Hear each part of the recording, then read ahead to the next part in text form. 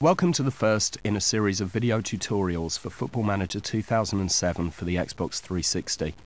Within this tutorial video, we will look at how we've improved the control system for the Xbox 360 version, making it easier to navigate your way around, how to check out a football club's mood, finances, and the task at hand, as well as understanding the manager's snapshot. With so much information at your fingertips, it's important to know the control system and how to access the pages you need to view in as quick a time as possible. We've taken a lot of feedback from our fans and used this to help improve navigation around Football Manager 2007 on the 360.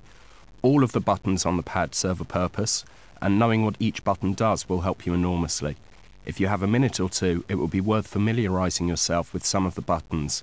However, the main buttons you should be aware of are the A, B, X and Y buttons all have quick links applied to them, and you can see where each link will take you by looking at the bottom of the screen, with the red button being used to cancel actions and the green button being used to accept actions. The left stick navigates you around all the interactive links on the screen. The triggers bring up the relevant menus according to what screen you're on. The LB and RB buttons take you to the quick tabs, which is situated below the title bar and allow you to move freely between them. The D-pad navigates through filters on different screens. And the back button brings up a map of the controller to help you navigate around the game in case you forget anything. Probably the most important button is the right analog stick, and pressing that in will continue the game. If you find yourself getting confused with where you are or the game in general, then by pressing the Start button, a wealth of options will appear to help you out. Have a play around and experiment to see what all the buttons do, but you'll soon get the swing of things.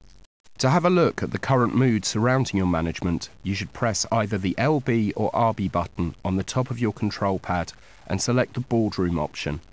Within here you can see what the status of your chairman is, what the club's board and supporters think of you, and if the club has imposed any scouting restrictions on you. If you've made any recent requests to the board, you'll also be able to see their current status. It's important to bear in mind what the mood is like from the various different parts, as this can have effects on your game later on. It's also important to be fully aware of your financial situation. To view a club's finances in detail, you'll need to go to the squad screen, press either the LB or RB button on your control pad, and select Finances. Here you'll be able to see a general summary of how much the club makes. Or, if you wanted a deeper breakdown of the club's finances, you can select to see the club's income, its expenditure, wage budgets and player salary breakdowns, which includes how many players are on a certain status and the average, minimum, maximum and total spend on that status. In addition, you can see how much money has been spent on transfers and if there are any outstanding debts to be paid on these transfers or bank loans and other debts. The Manager Snapshot screen is the best place to get an instant overview of everything you need to know about your club. The screen is found just after you've selected the team you wish to manage. This is basically a quick overview of all things managerial, from information on your next match to player information,